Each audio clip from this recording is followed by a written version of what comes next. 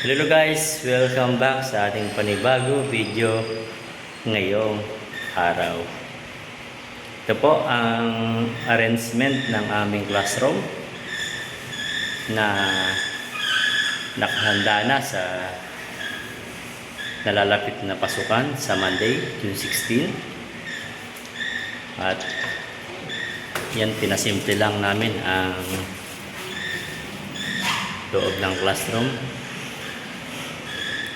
Almost ready na po ang loob ng classroom, but ang katawan namin ay hindi pa pagod sa pagsasaayos ng silid.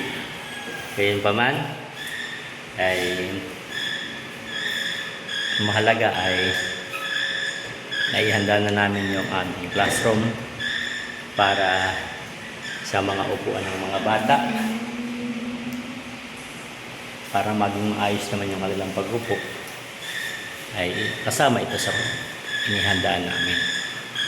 Yun lang po. Maraming salamat po sa suporta at panonood ng ating mga video.